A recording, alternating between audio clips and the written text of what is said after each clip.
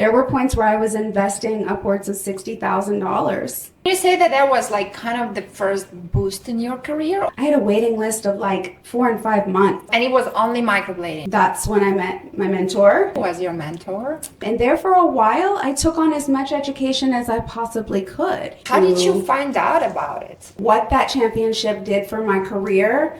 Oh my God, I have goosebumps because it's like just me saying that. It was a rocket ship. What was like the most challenging part in your career? I'm gonna say now. I know that you have a personal story with cancer. I found a mass in my breast. Oh my God, it was all together. Immediately, all you think is, I'm gonna die. In your case, you decided that I will go in first. 6 months later, I went back for return scans and the breast cancer was back. This is the PMU Space Community Podcast. Here we have real, honest talk about ups and downs and how to grow as an artist. Level up your skills and build a beauty business that actually lasts. PMU Space is where your progress begins. Hello everyone, my name is Oksana Vroda and this podcast series is recorded for PMU Space Community, created to show the real backstage of success in the PMU industry. Here, top artists share not only their achievements, but also their struggles, so you stay motivated and never give up. Today, I'm excited to welcome Lena Gabrahana, PMU master, businesswoman, mentor, and one of the strongest voices in our industry. We'll talk about how she started, what boosted her career, her role in WULOP, and how her personal battle with cancer transformed her path into paramedical tattooing. Get ready for an inspiring and exclusive conversation. Lena, welcome. I'm so happy to have you here. I know that you're super busy, but we're really grateful that you found time to come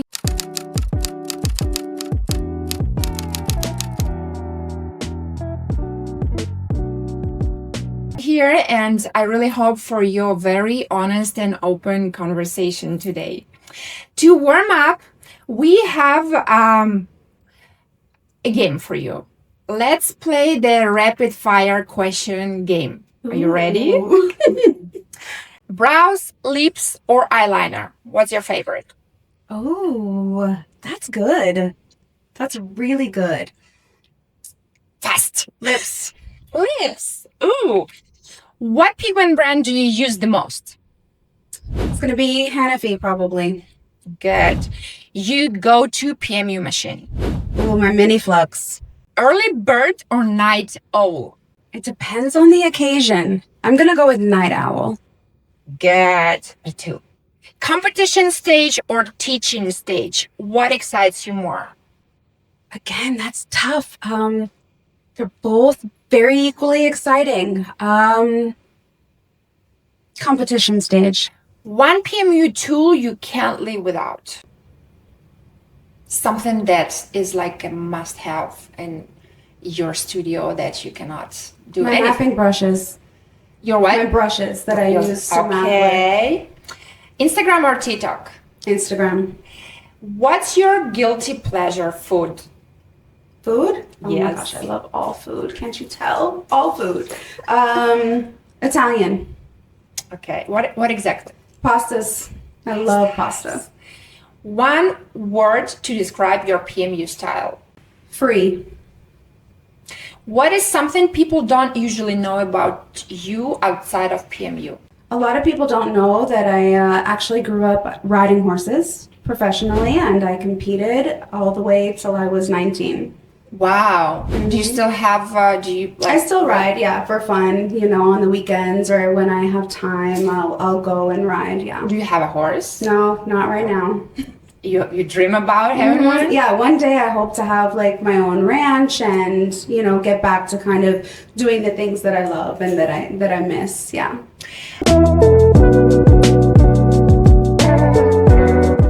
Okay, going to your early times and early career beginning, like how and when did you start in PMU?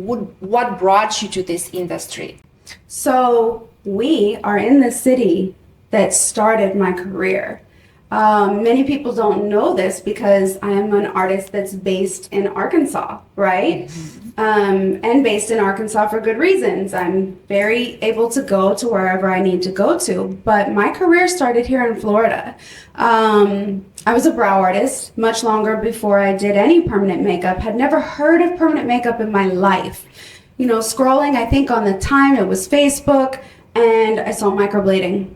And it was like, what is this? What year was it? Oh, gosh.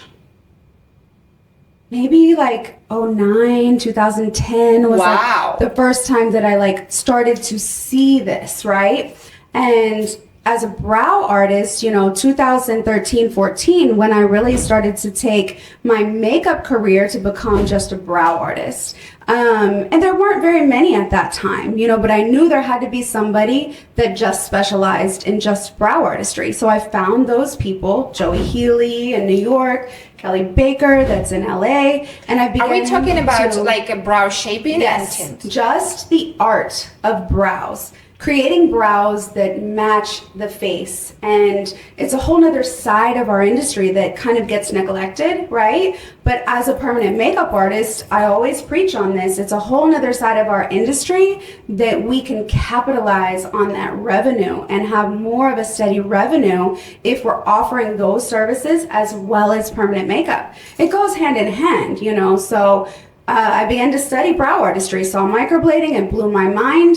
The very next thing I know, I was in Miami learning and going to school and taking classes.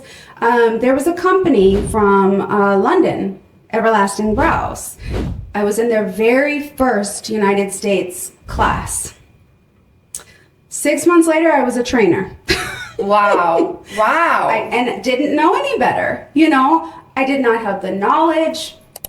Guys, thank you so much for watching this podcast. We put our heart and soul into it to make it interesting and motivational for you. Please give us your support, like and follow so more artists can see it. Thank you in advance. Love ya. Maybe had the skill and the natural talent, but I didn't have the knowledge. I didn't have knowledge of pigments. I didn't have knowledge of skin, none of that. I was kind of free flowing out in the world on my own. And to be quite honest, none of them really knew what they were doing either. Everybody was just kind of figuring it out as we went. Now, was that the healthiest way to do it? No, but it's the truth of how it really all started. It reminds me of PMU a little bit in some. Okay, so what was your very first treatment in PMU? How did you So I brought microblading home. My state didn't even know what it was at the time. So I had to educate them in what it was. They sort of looped us in with tattoo artists. So there was some regulations to kind of work with there. But instantly I was booked. I already had the clients. I was already doing brow artistry. Yeah. So You had a base. instantly I was booked. And it blew up. And it grew and it grew and it grew. You know, 2018, 19, 20, 2021, I had a waiting list of like 4 and 5 months. Wow. Hundreds of people on the waiting list. So And it was only microblading. only microblading. And then, you know, I think it was probably, I'm going to say probably 2017 when I discovered machine work.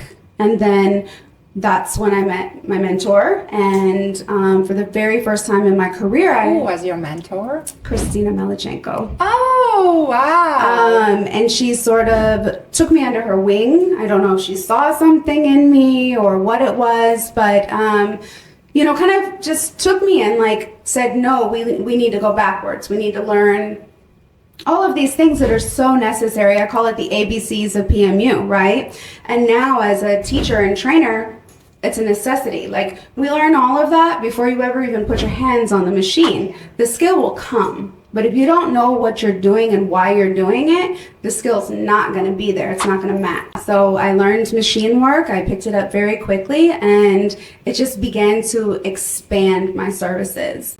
And there for a while, I took on as much education as I possibly could, you know, where we didn't have an outlet before and I didn't have mentors and necessary people in the industry. it came very quickly. I like pretty much every single trainer that I've trained with, whether, you know, it was 5 or 6 to 10 classes in a year. There were points where I was investing upwards of $60,000 into my education every year. And it wasn't until Lulu said to me, she said, "My dear, you have all the talent. You know what you're doing. Stop learning and just perfect it." And so in those moments, it kind of clicked for me, you know, and it was like, I'm good. Like, I'm good. Now I have the knowledge. I have a solid foundation. Now I just need to perfect those skills. So can you say that that was like kind of the first boost in your career, or it was just like this click that it just clicked? It just clicked for me because I knew what I was doing. I had all the knowledge. I could read you every CI number on a bottle and tell you what it was. I knew the science of everything with pigments. I knew skin, all of it. I just wasn't putting it all together in a way to make it just perfect and just right. And so for me, that was sort of like a wake-up call. And then the very next year is when I went on to compete. What year was it? That was 2021.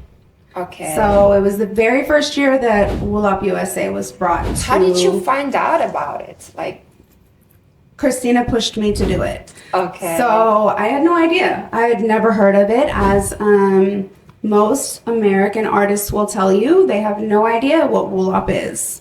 And it's kind of sad, but you know, that was... my passion was to spread that, because what that championship did for my career. Oh my God, I have goosebumps because it's like just me saying that. It was a rocket ship. It literally was like my ticket, you know, and I didn't even know. I was terrified. And Christina said, "No, you're ready. You're going to compete. You're doing this championship." And for me, I was like, "Oh, I don't know. I'm not really competitive. I don't really want to do it." So, and she goes, "And you're going to compete in everything. You're going there. You might as well do it." Christina's good. Yeah. Well, she's a very good mentor, and she knows, you know, as we've built a friendship and a bond over the years, she knows me, and she knows how to like give that little like nudge, like, you need to do this. I'm very lucky to have that. I know that a lot of artists don't have that. And I'm very, very lucky to have so many good friends in this industry.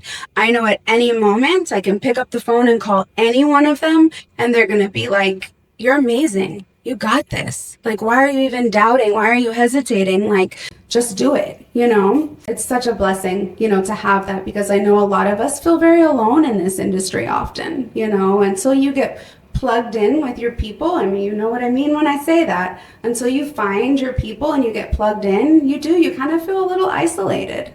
Yes. Yeah. And it's hard when you're trying to learn and you feel isolated. Nothing is worse than, you know, you're not doing it right, but you don't know how to do it better. Nobody's ever really taken the time to slow down, figure out how you learn, and help to teach you to do it better. So that was why you were like taking all these courses, right? You just didn't feel like... I just felt like I needed more knowledge. I wanted to learn but you had it. New techniques, but I had it all along. You were not like using it, or just not... Correct. I wasn't.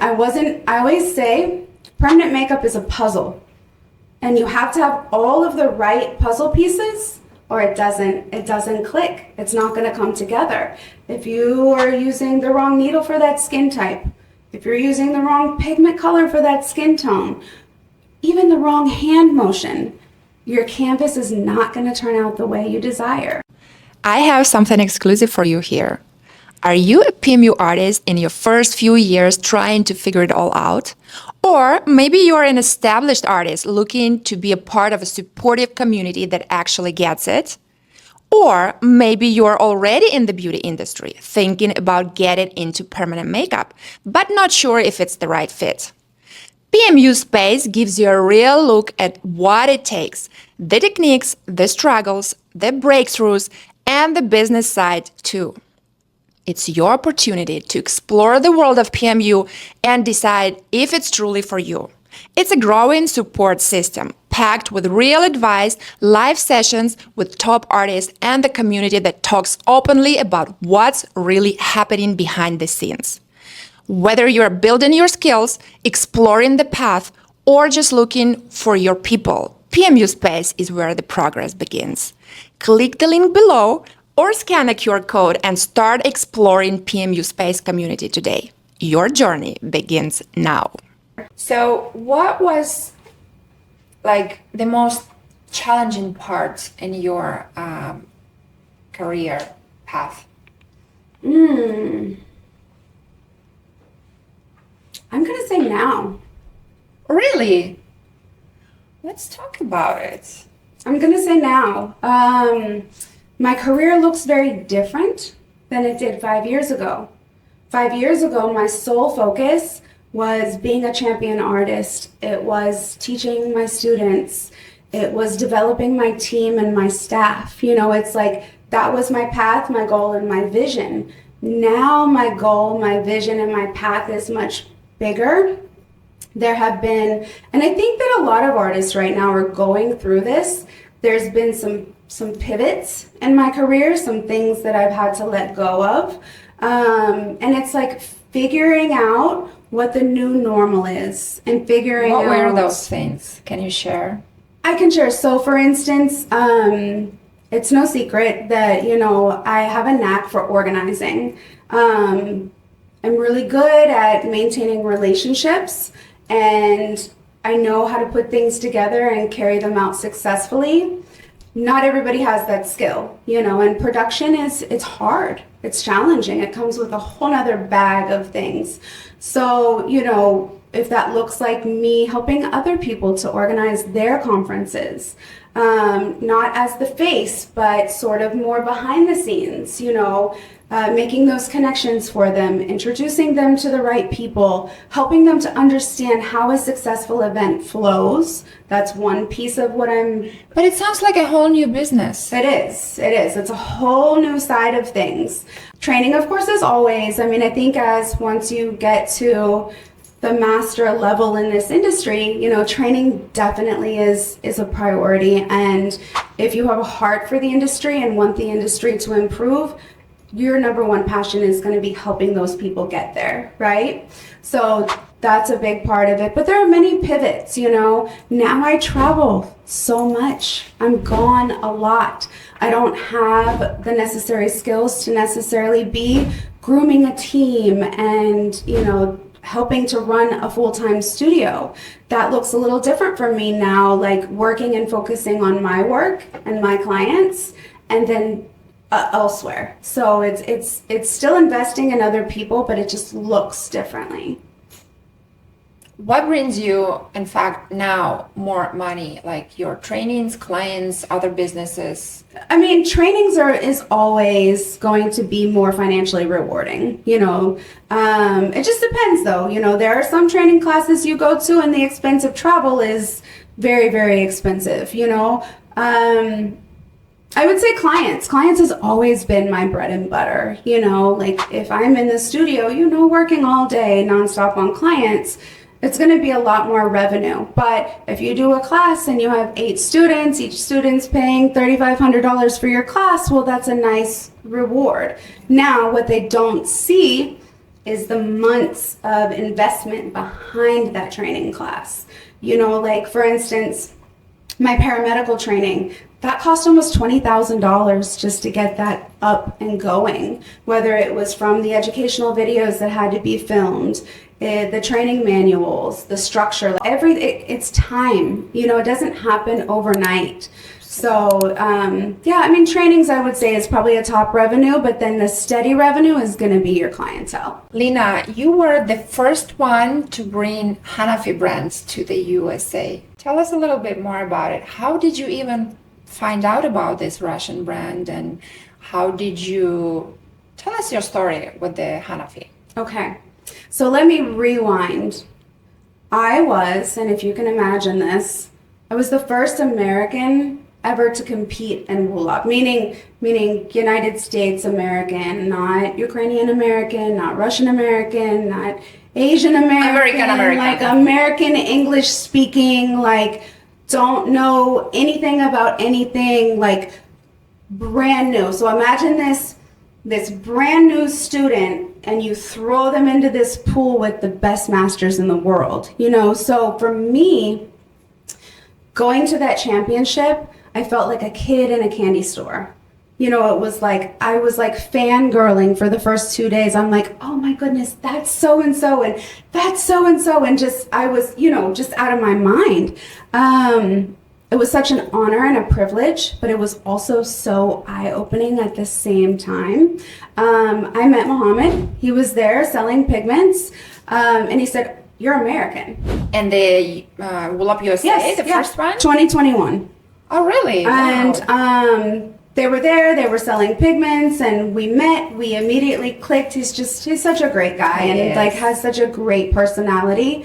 And we got to talking, and you know, he's like, "Hey, you're American. Like, what are you doing here?" I'm like, "You know, I'm a competitor. I'm here, I'm competing." He's like, "Have you ever heard of our pigments?" I'm like, "No, I've never heard of your pigments. All we have in the US is Permablend and LI." You know, we were very limited at that time as far as product.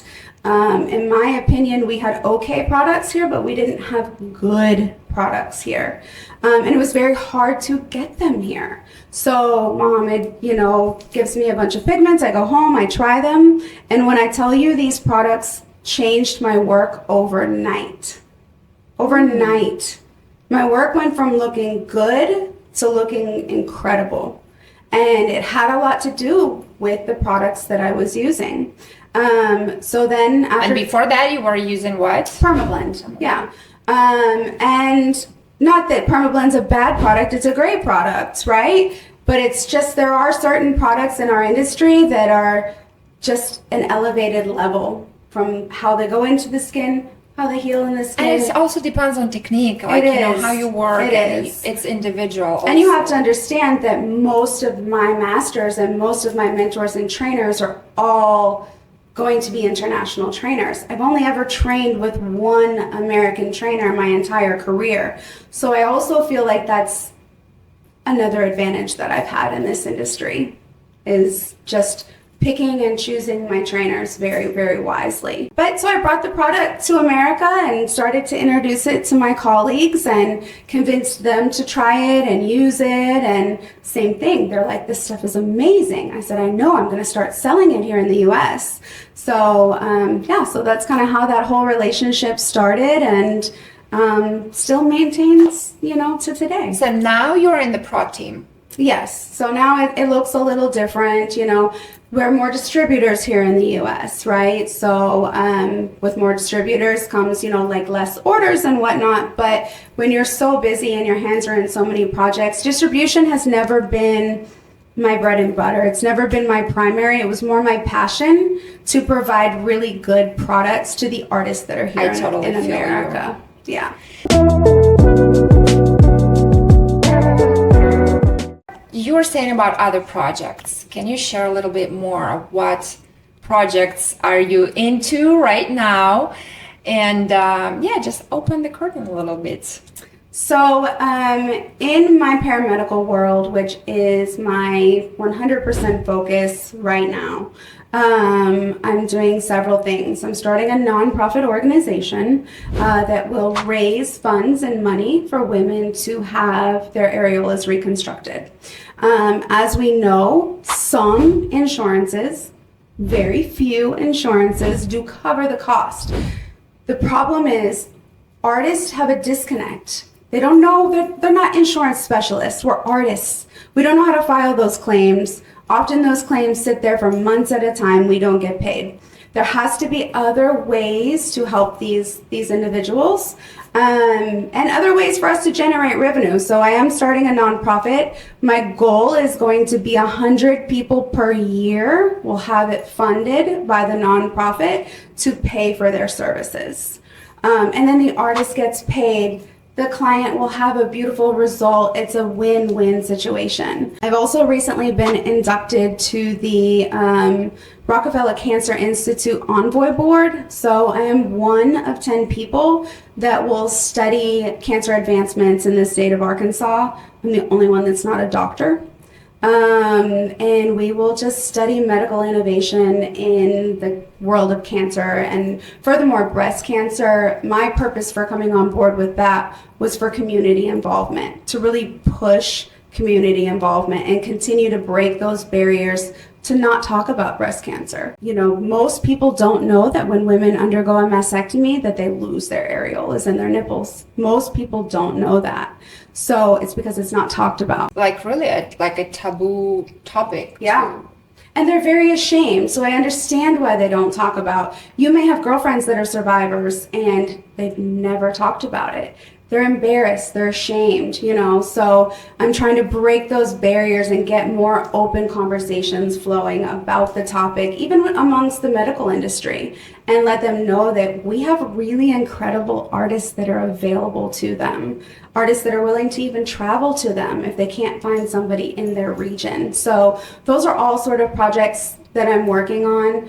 Federally, I would like to work on some regulations within our industry as well. So I've already rewritten state laws and changed the laws in our state, but I would like to try to conquer that on a larger federal level. What is it exactly? Like what? So we have states currently, right? Like Florida, Pennsylvania, they don't really have requirements for education.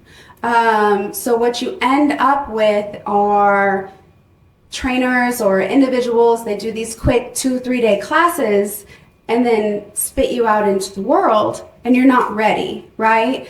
What comes from that is bad work, and it's damaging our industry. Not only bad work, the artist then fails too, and they don't understand why. They're like, I took the class, I learned the technique. I paid all the money. Again, it goes back to what I told you in the beginning, like, you don't know what you're doing. And it's like with anything else. When you go to cosmetology school, you go to esthetician school, you need to go to permanent makeup school. There needs to be better guidelines around the education to receive your license in this industry. I totally agree with you, and this is like a super essential to do. I have one question. Do you think that the students themselves, they are not happy to finish this like 5-day course and start making money?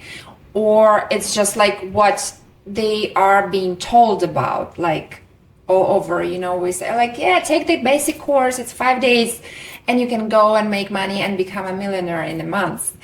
Or it's like, it's a trick, or it's the desire and like, you know, the what's coming from the customer side, like, I mean, the student side, that it's easier to do 5 days training, right? It is. I mean, who wouldn't want to do like and there's nothing wrong with doing like a pre-online course and then going and doing a 3 or 5 day class. Most of your advanced classes are going to be this style, right? But the difference is when you're advanced, you already have your foundation. You already understand everything. And some practice where you realize you're not doing good. Exactly. I mean, I have even just last year, you know, I've been told like, you need to watch this, or you need to do this differently. And it changed everything in my work. Like one small hint of advice when you get to a more advanced level in this industry could be your posture. It could be the way you're resting your hand. I mean, it could be anything. That small bit of advice could change your work drastically. I do feel like there is an issue and there is a problem, and there's not really a solution to it, but there is a problem in our education. There is a problem with brand new people coming in, taking these classes, and then they're thrown out. So for example, my restored ink class is 3 days. There's no previous experience needed. However, never one time are my students touching a person. We're not practicing on a live model, right? You get to see a demo so that you see the whole thing full circle, but they're not going to touch an individual until they've been on that latex for 6+ months working and proving that they can do the work and do the skill. And even then, you know, you have to provide continued support. What happens is that these trainers start taking on too many students and they don't have the capacity to provide the back end of it. So they're overwhelmed, they're making all this money, so now they're getting greedy, they really don't care, all they're thinking about is that next class. but you have to care about the people you're teaching. It is our moral responsibility to help them in this industry and not hinder them. If you're out there stealing people's money, you should be ashamed of what you're doing. I agree with you, but I want to just tell you about my experience in Mexico. They have courses, basic courses, like from zero. 3 techniques in 1 day. Or like 5 techniques in 3 days. It's a basic course. And then I had girls after this course for advanced course. And it was horrible. It's like I didn't expect that it would be such, well, when she told me later, because when they were signing up, I was like, yes, we had the basic course, we had some practice, okay. But when I saw what they do, I'm like, what, where, how could it, like, she's like, well, I took the basic course in Guadalajara, 3 techniques in 1 day. I'm like, but how is it even possible? Like, it's not even possible to learn 1 technique in 1 day. Like, you can advance it, like as a master class, to learn some tips and like improve, but not from the zero. And do you realize how much information you need to learn? Like pigment science, color science, like a lot. Yeah. The skin histology, all of this, you have to realize how to work with what skin, with, you know? Absolutely. I mean, if you can't, again, and that's what they prefer. If you can't put the puzzle together, that's what they prefer. They see like the course offers, like, okay, 3 techniques in 1 day, and the cost is like $500. Yeah. Or I pay $1,000, but I will have a month of education. Who wants the months of education and spending months? I will just learn 3 techniques in 1 day. It's so easy. It's like a painting, basically. So it's kind of a marketing trick, yes. And I literally hate, because the coaches, they trick the students, first of all, saying that you can learn it in 1 day and go make money.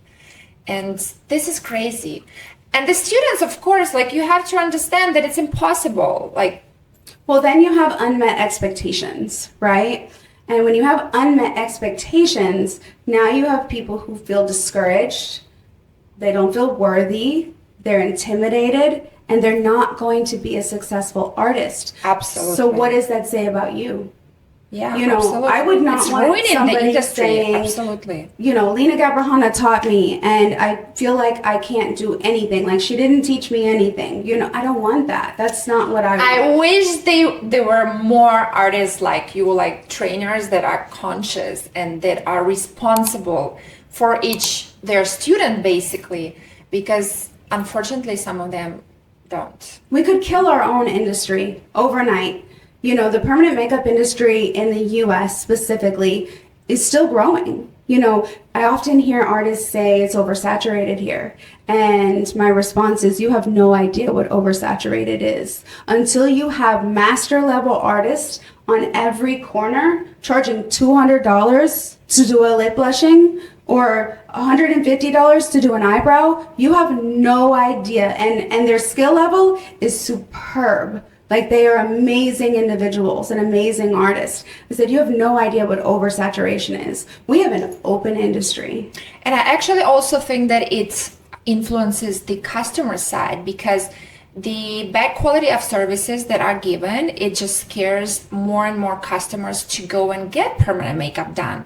And I face with a lot of ladies, they're just, oh, no, I don't want it permanent. I'm like, wait, I will explain you. Just come over to the consultation and we will talk.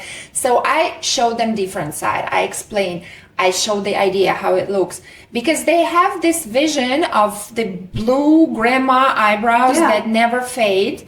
And that's it. They are scared of it. So if we all just make better services, it will just raise the loyalty of the customers. Absolutely. And there is no bad reputation. There is no bad negative attachment to permanent makeup then.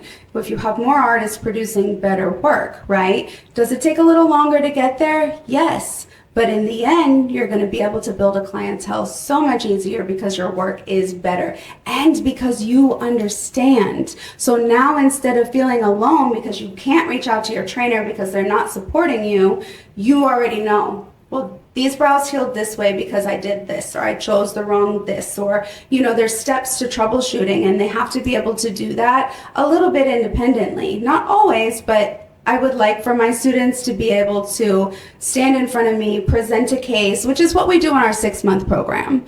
Every single model they work on, they must present the case.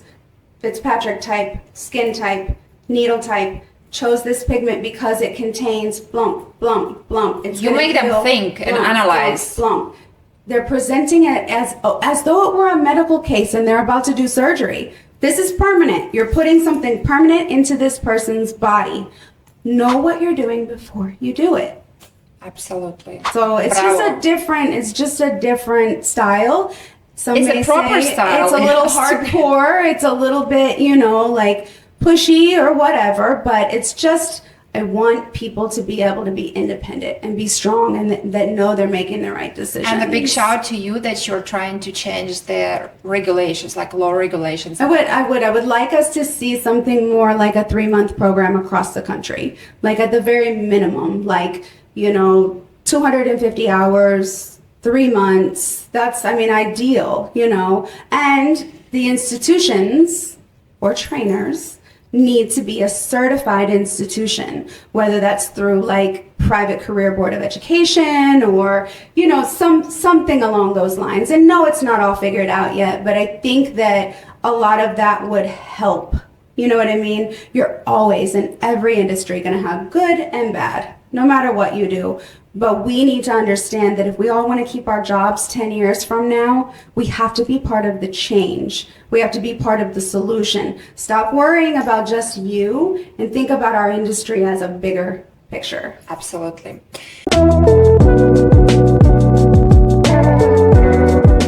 We did touch a little bit your paramedical tattoo approach. And I know that you have a personal story with cancer. Would you like to share a little bit about this part of your life and how it changed your everything? So I'm actually going to talk about this on stage tomorrow as well, for the very first time. In 2021, before I went to compete in Miami, I found a mass in my breast, and oh my God, it was all together, at the same. It was 3 weeks before I went to Miami, and so I promised my daughter. She said, "Mommy, you have to you need to go. You need to go to the doctor. You need to get this checked out." And I said, "Oh, it's nothing. I promise you. As soon as I finish the championship." Because I was so focused. I was flying 4 girls down there. I was doing so many procedures back to back. I wanted to be I was very locked in. I did 5 boot camps before I went there. I was in it, So I went home after I won and had the victory and knew that I was expected to go to Turkey in 2 months. I was also turning 40. I was 39 years old, healthy, had no family history of breast cancer. So it was, it was scary. When you are a woman, and especially a woman that's a mom, and you are being told you have breast cancer, immediately all you think is, I'm going to die. I'm going to die. Even though I know that's so extreme, and it sounds so extreme, that's all we think. You're like, what about my kids? What about, what am I going to do? So. But in your case, you decided that I will go win first? I didn't know. I just knew I had a mass. I knew that there was something in my breast. You just didn't. I hadn't gone to the doctor, so I won. I came home. I went to the doctor. I was very lucky because my doctor is an incredible woman that's in our area. And she did everything boom, boom. Did the ultrasound, did the mammogram. Clearly something was out of place, didn't look right. I went right into the biopsy. That's kind of unheard of. So we biopsied it. I sat in her office for 1 hour and she came back and said, yes, it's cancerous. So, and the type of cancer that I had is atypia hyperplasia. So it's a ductal breast cancer. So it was not very far advanced. It had not metastasized. So when breast cancer metastasizes, it spreads to other areas of our body. If it gets into our lymph nodes, now it's in your blood and it can move around the body. So it had not yet metastasized. I was about to turn 40. I was going on a big girls trip for my 40th birthday. And so I begged her, can we just wait until I get home? She said, I'll let you do that. And I said, oh, by the way, then I'm going to compete in the world championship 2 weeks later. I kind of don't have time for this. Let's put it on my schedule. It really kind of was. I was like, can we do it in like 3 months? She's like, look, I'm willing to give you a few weeks, but not months. So, I came home from my 40th birthday. I had surgery. Surgery was successful. It went well. She's an amazing surgeon. She's a breast oncologist. And it was after you competed in the world? No, after the first one, but not the second one yet. So not on the world? Correct. I just came home from my birthday vacation. My birthday's a big deal. Every September, it's a big deal to me. Then I went in, had the surgery, came home. 2 weeks later, I flew to Turkey. I literally was bandaged down in Turkey. I had compression. I had like everything to keep everything very tight from the surgery, and competed and came in 5th. So I was very proud of that, like to be amongst the world's best artists, and I got 5th, you know. So then You competed in microblading. Mm-hmm. Yes, yeah. And at the time, I hadn't microbladed in a very long time. But when you've done it so long, it's like riding a bike, you know, it was just easy. So, and I had a beautiful model, so it was even easier. So then 6 months later, I went back for return scans, and the breast cancer was back. And the answer to this question, as well as many more, you will find out joining PMU Space Community. So click the link below and see you there. Oh, by the way, PMU Space Community is all you need as a permanent makeup artist in one place. We have courses from world-renowned PMU experts sharing their secrets and tips of award-winning techniques. We have downloadable materials and client forms. All you need, just put your logo on it. Anonymous questions and Fix My Work section will give you personalized feedback from world experts to cover your painful spots. Monthly webinar sessions from the tops of PMU industry will give you more insights on how to grow in the PMU. Here we also discuss news and novelties of the PMU market. We have challenges that make you grow and monthly PMU box raffle. So click the link below and join this amazing community where we help support and grow together. See you there. How in 6 months is it back? And it's worse than it was the first time. Didn't do any chemo. Am I even gonna have a boob left? So after that, you started to like change your path a little bit. It's not my purpose. Done, paid. Done. Bye-bye. This is a hard industry. What do you mean? Like high competition or bitching to each other or like what? For the first 2 years, you're probably gonna suck. It's just what it is. I feel like I'm a piece of shit, not a good artist. You have no idea what their real life is behind the scenes. But there were times where I was like, forget this. I'm moving to Africa and I'm never doing this ever again.